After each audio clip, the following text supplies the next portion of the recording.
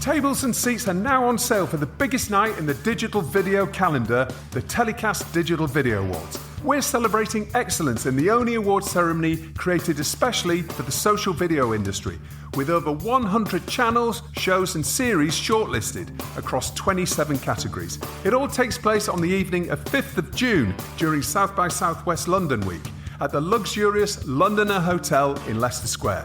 The guest list reads like the who's who in the next generation of entertainment. So book your table, half table or seat now and join the talent and executives shaping the content industry of tomorrow. Just visit digitalvideoawards.co.uk to secure your place now. The TellyCast Digital Video Awards, the biggest night in the digital video calendar. We'll see you there.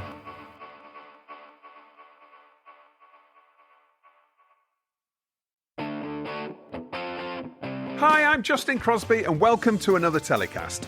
On this week's show, we're taking a trip back to the TellyCast Digital Content Forum, recorded live at the BFI South Bank on 7th of November. And we're playing back the Platforms for Growth up close with Snap, TikTok and Twitch panel. This session is moderated by Deadline's Stuart Clark and features Ed Lindemann from TikTok, Josh Bloom from Twitch and Lucy Luke from Snapchat as we dive into how those platforms are evolving and the strategies media publishers and creators can use to succeed in the digital landscape. The panel discussed TikTok's growth beyond its teenage base, Twitch's innovations in live content and community building, and Snapchat's Snap Star program, which is driving engagement through everyday storytelling. You can also watch this session on our YouTube channel. Just search TellyCast TV and hit subscribe. Thanks, Justin. Great event. Again, well done. And yeah, I'm from Deadline, and traditionally we cover the film and TV business. That's kind of what we do. One of the top websites in the world in that respect. But increasingly, because driven by our readership and how content is made, distributed, created, etc., we're writing about the people who are on stage today. This really is just an absolutely fantastic lineup.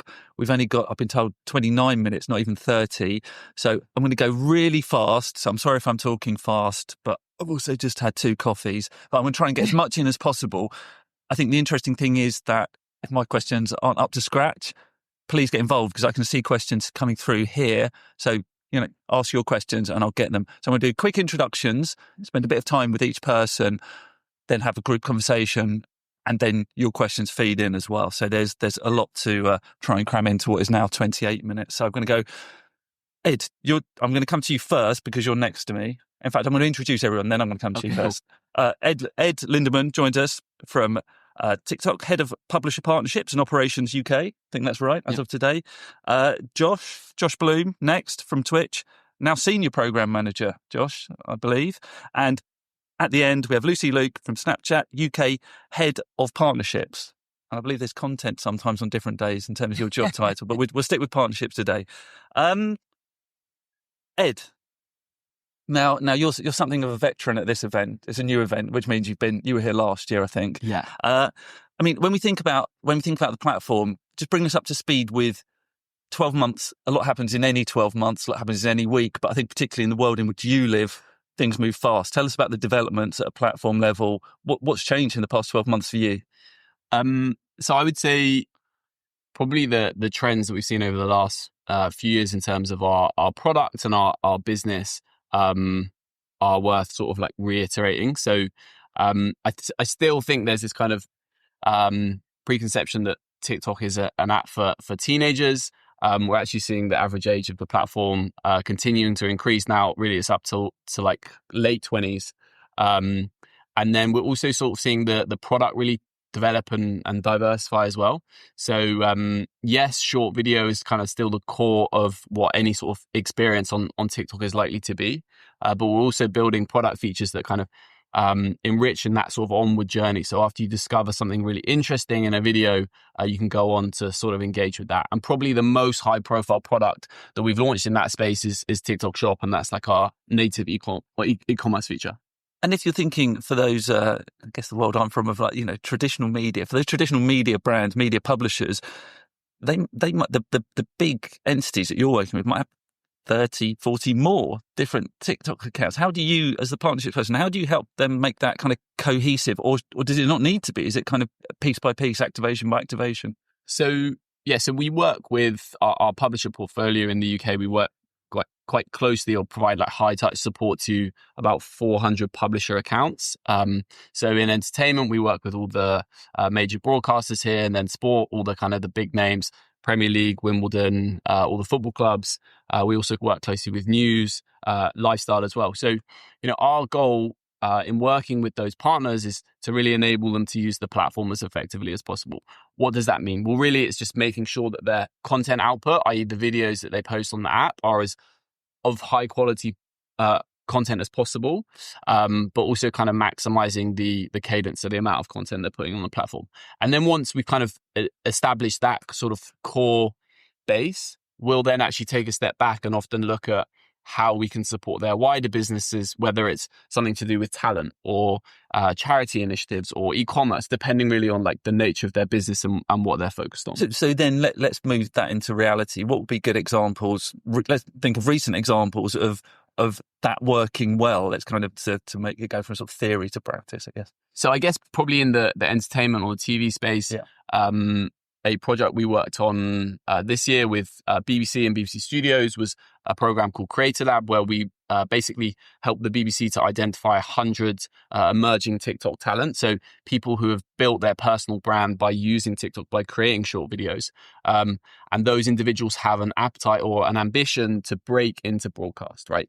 And so we've seen that they've got some of like the natural gifts and that ambition to move into broadcast. And then we worked with the BBC to run 5 workshops around the UK, each with 20 creators who basically learned like the core skills that they would need to sort of start that transition to moving from being just a digital creator to a kind of like digital creator that can also work in broadcast in traditional media. I think there's something interesting there, and there's something for everyone. In fact, maybe we come back to it at the end, is that actually that creators who are finding enormous success, maybe able to monetize that success as well, still often do want to exist in the more, for want of a better word, mainstream traditional space as well. Is that your Yeah, experience? 100%. I don't think every creator wants to be on TV.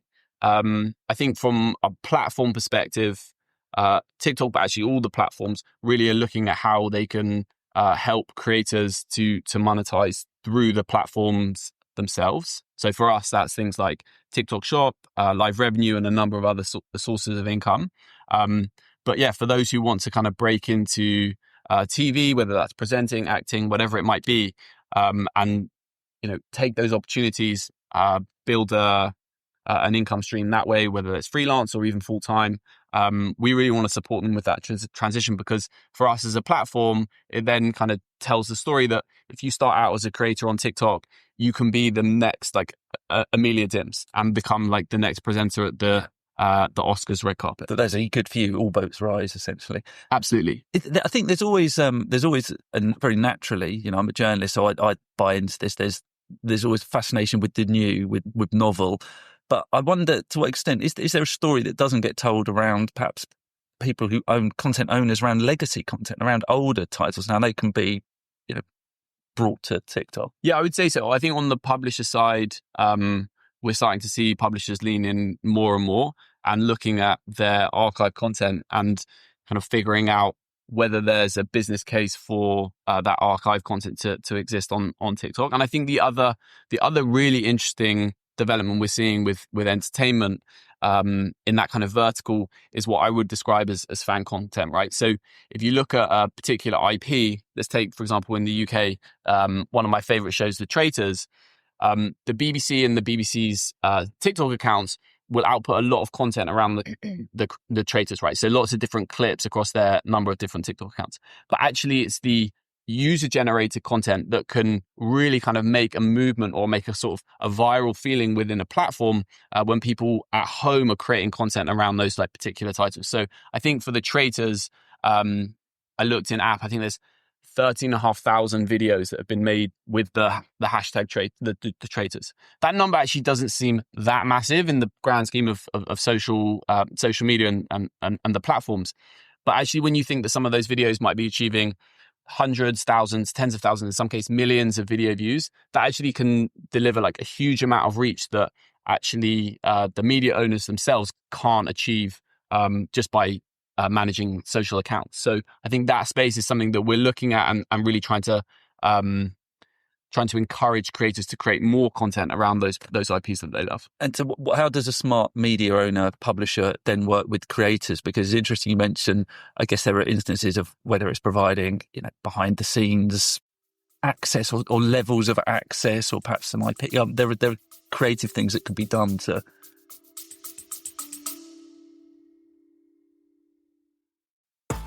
Want to get ahead in digital-first content? The Drop is the go-to newsletter for industry professionals, delivering insider news, trends, and insights straight to your inbox. Navigate the fast-changing landscape of digital-first production, distribution, and monetization. Sign up now for free at dropmedia.co.uk and stay informed with The Drop.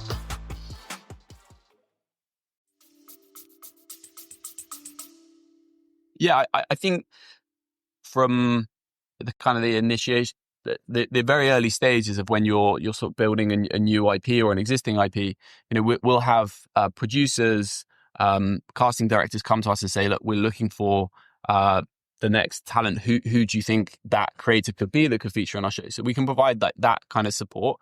And then kind of as you get closer to TX, it's looking at, okay, what are the opportunities that we have to really like make some buzz around this show, and also once the initial kind of TX has taken place.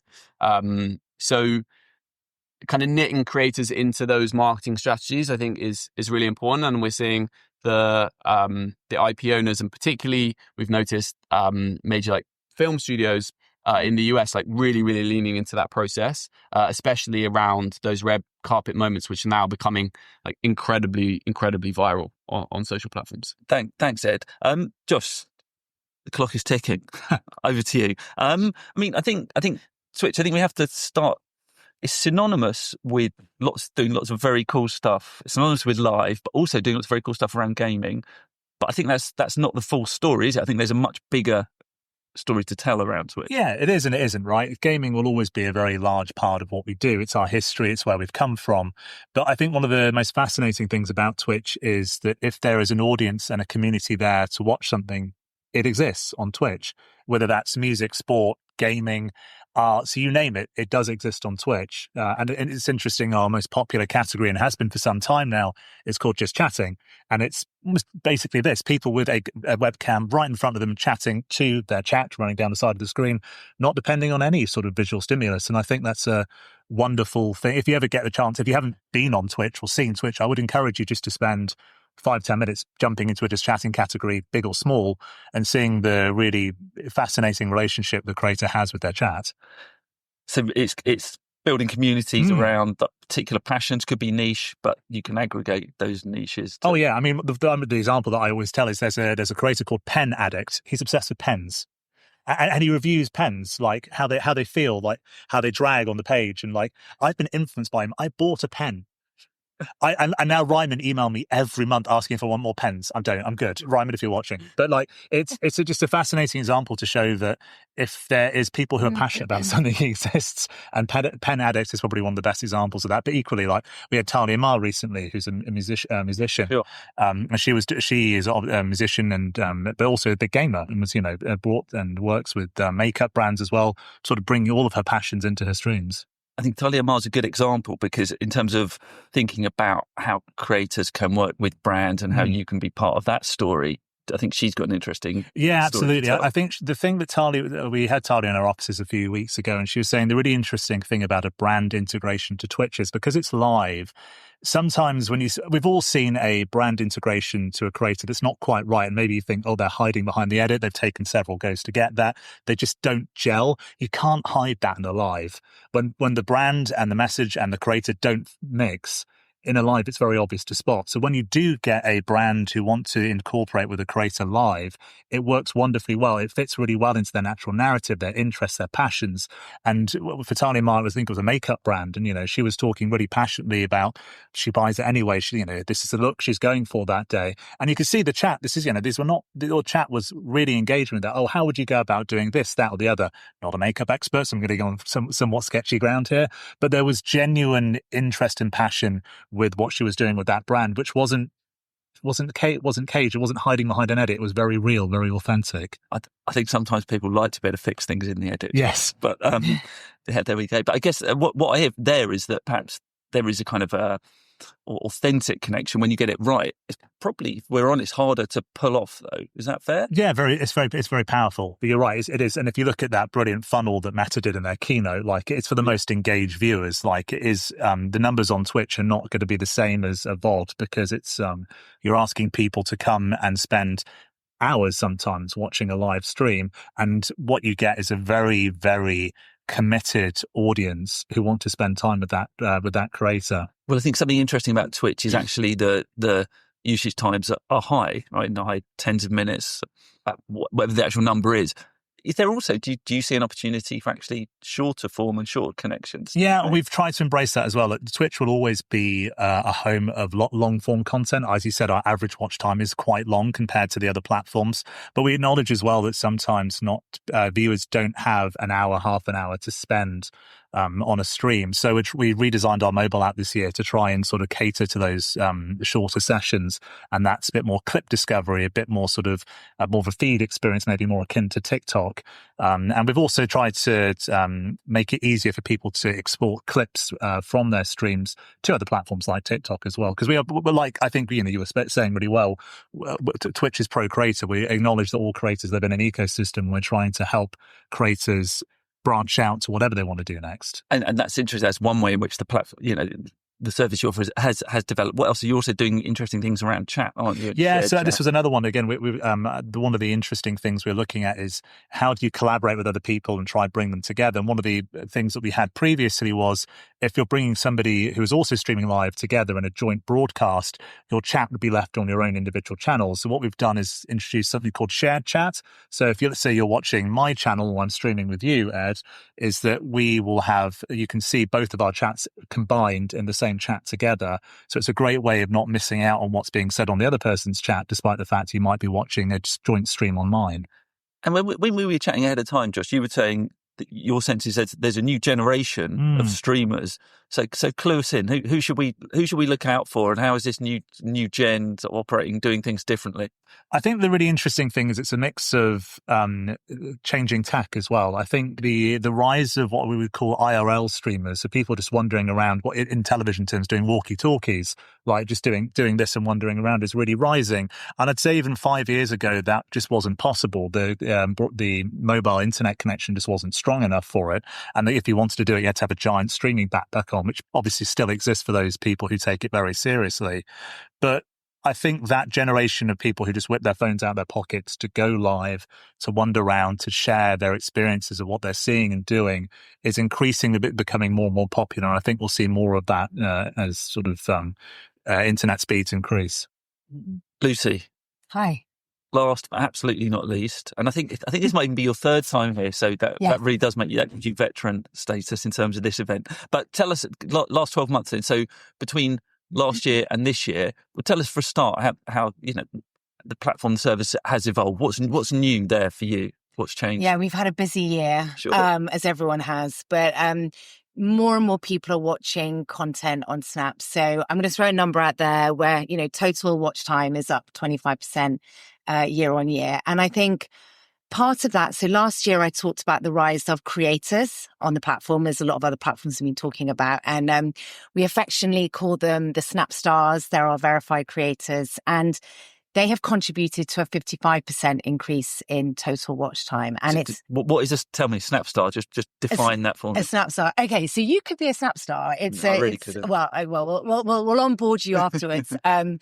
But yeah, they are creators who are uploading on a daily basis to public stories. Some of them are posting 100 a day of photos and videos, but it's it's behind the scenes. It's kind of everyday, authentic updates of what they're going through in their daily lives. And, public stories, they are seeing lots of reach because, we distribute stories, in that way. But also they can monetize them. So an example of a Snap star, I seem to be working with a lot of farmers at the moment, but I have one called Farmer Will.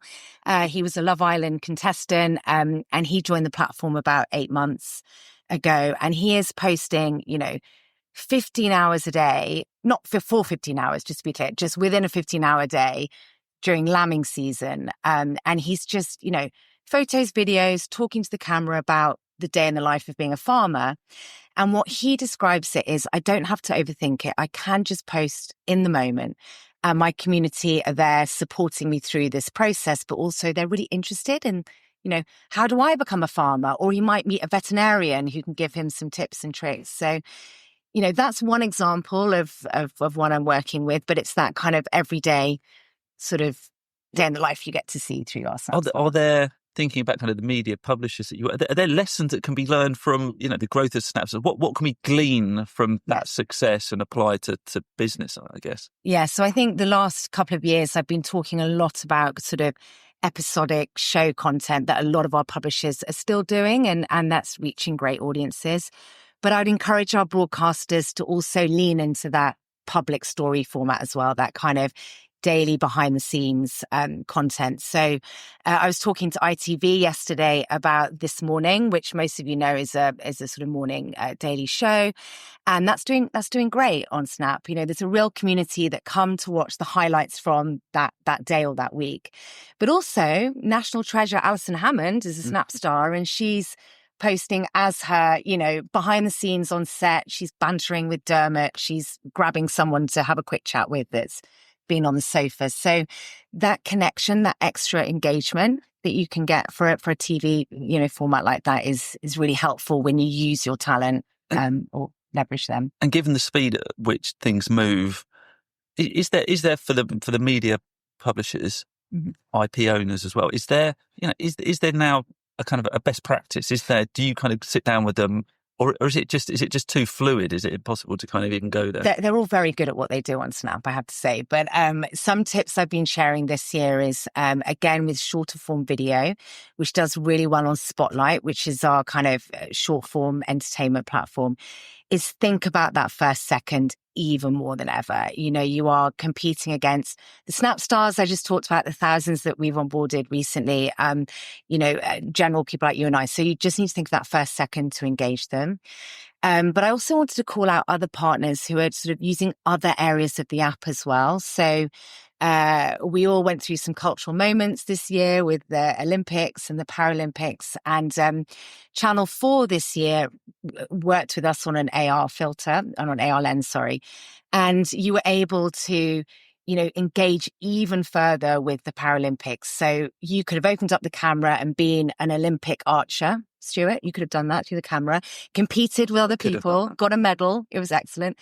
But for Channel 4, it's another way of engaging with their audiences. So, yeah. Thank you. Just to broaden it, to bring everyone back in, I mean, you mentioned, Lucy, you talk about cultural moments, withholding personal judgment. I think this week we're witnessing a very large cultural moment. And it does, my question, I guess, for everyone is, in terms of news, which can be contentious and brings with it challenges as well, what's your entry point? What's your strategy and thinking?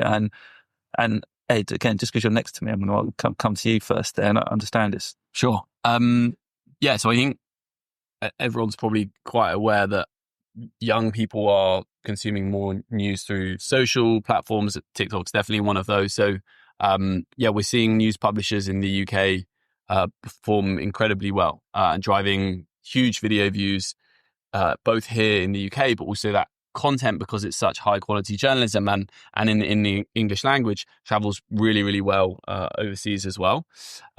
So as a platform, we're trying to provide, again, like really high touch kind of partner support to those publishers. And then I think longer term, we're looking at trying to understand how news will sit and exist on TikTok, and kind of what that means for our ecosystem, and also our user experiences as well. And Ed, you know that it's incumbent upon me to ask this question as well, because I think your platform is perhaps the most scrutinized, is at the center of like big news stories, notably in the US and North America, full stop at the moment. So I think there are questions around security. Now, when you're in kind of partnership mode, people must come to you with concerns. You must have to have that conversation. How do you allay them? How do you address that? Yeah, I think we welcome questions from our partners and kind of externally, because I don't think we have as a business really anything to hide. I think I'm not deeply involved in the discussions with the US government, but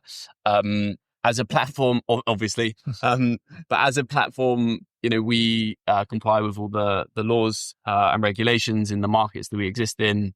And I think our CEO shows the kind of really public face of our business, both on TikTok, but also kind of more generally, says that, we're going to fight any like prospective bans, because we really want to continue to provide a great product and experience to hundreds of millions of users in the US and around the world.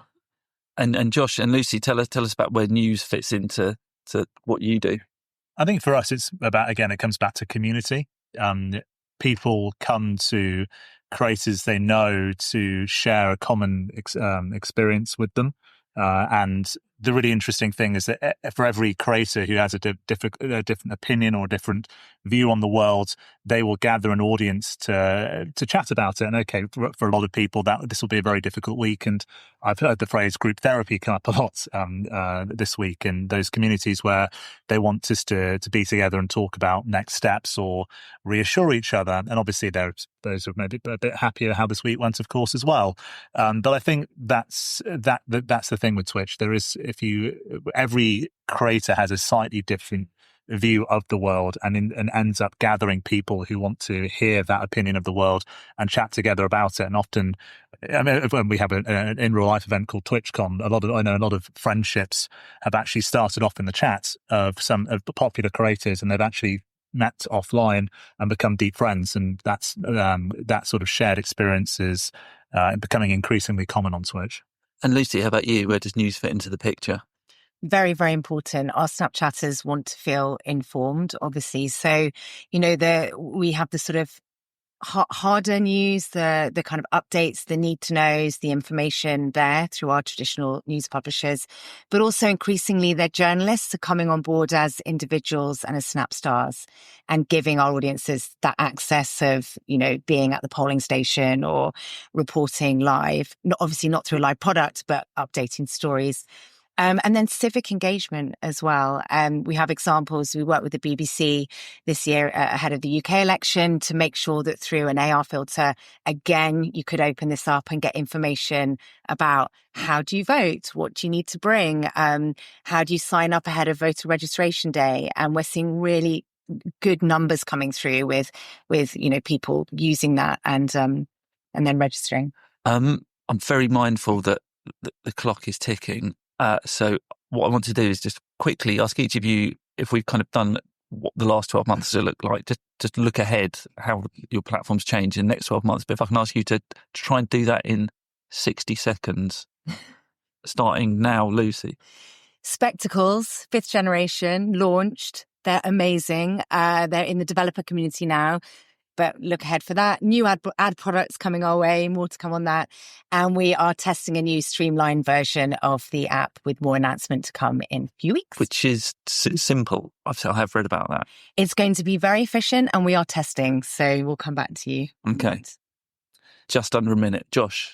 I think we'll increasingly look to make it easier to clip things from Twitch streams and put them into other social networks. We acknowledge that people are often discovered off-site, so we're trying to make that journey as seamless as possible. If there's a great moment in your stream you want to share with the wider audience, will be discovered on platforms like TikTok or Snapchat. We want to make that happen much easier.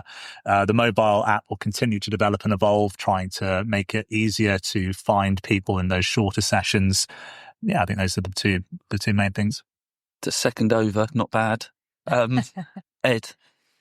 Okay. In the entertainment space, I would say growth of fan content. So user-generated content from private individuals celebrating the IP and the titles that they love. Product-wise, I would say discovery of experiences, products in short video that can then have like an actionable onward journey. And probably the most prominent of those will be TikTok Shop. Super. Now that gives us, this is going to be quick fire. I'm going to read out the questions we've got and I'm going to get through as many as we can.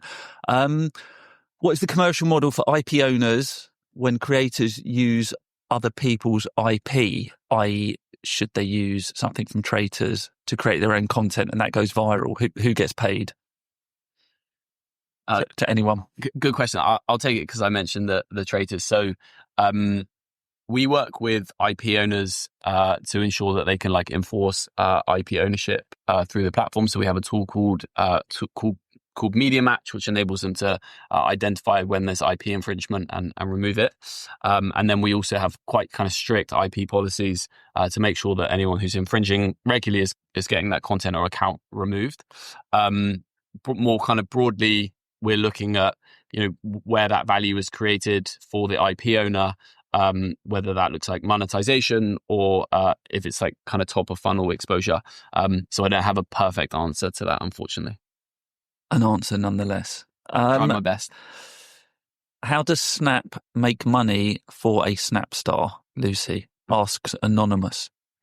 So if you meet some criteria, then you are eligible to join our Stories revenue share program. And this is when adverts appear within your public stories as kind of an interstitial. And then we pay our Snap stars that way. Thank you. Scene TV mentioned 100K per video stream on Snap and $19 CPMs. Is it still possible to achieve that for new companies? Absolutely. I'm sure it is. You keep posting, following our best practices, be consistent. But if you are not a partner at the moment to post to our Discover shows, you're not able to do that right now. We're very much focusing on Stories and Spotlight. Josh, one for you. How can IP owners best work with Twitch creators, especially in terms of bringing catalogue content to a Twitch audience?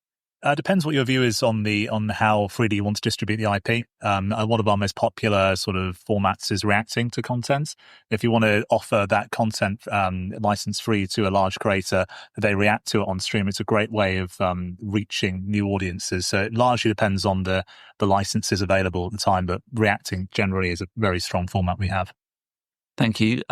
Two questions here that I think maybe in the same area. News-wise, it feels like there is a danger of creating defined echo chambers. How can platforms ensure that viewers are given a range of viewpoints? And then I feel that this is the natural corollary here. How can you manage the negative aspects that might occur on different social media platforms? For anyone, or I can pick on someone, but I'd rather not. I mean, go on, Gav. No, you go for it. Please. I mean, we have very clear terms of service on our site and our community guidelines to make sure that the language and sort of things we have on Twitch are to an agreed standard. We don't, and obviously the echo chamber problem we speak of is real, but equally on Twitch, it's more about your general interest. And we know that people tend to land on Twitch to watch a specific person more often than not as they enter the site. So it's more linking with someone you already have a relationship with as you enter the site. That typically is our use case. Thank you. And Justin did ask me to finish on time. I'm sorry, Justin, I'm going to ignore that to ask one more question. He's big though, so thanks. What is the reasoning? I think this is a good question, speaks to some of the conversation earlier. What is the reasoning behind platforms lessening human partner support for media publishers and perhaps prioritizing support for creators? Is there more support? Is the sort of resource being pushed more to creator support than media pub support, perhaps? Is that a strategic thing that is happening? That's not happening at No. TikTok. We're leaning more heavily into publishers than we have been previously. I think for TikTok, we grew as a creator-first platform, but we know just like how important and how valuable publisher content is. So from a kind of big picture perspective, we're really leaning into publishers. Yeah, But I'm not gaslighting whoever said that question. I'm just saying from a platform perspective, that's like our thought process and how we're approaching it.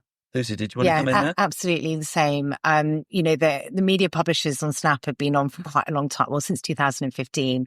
And it may feel like we're spending a lot more time with our Snap stars, but it's just because it's more new.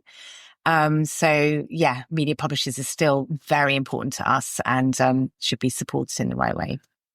Okay, before Justin literally makes us leave the stage, that was really terrific. Thank you. So it was good to spend a bit of time with each of you to understand kind of what's new, what's coming up, but then kind of break it out to a group conversation. There's so much more there was so much more to talk about. It kind of feels a little bit tip of the iceberg, and yet it was fantastic. So thank you so much for getting involved and sharing this news.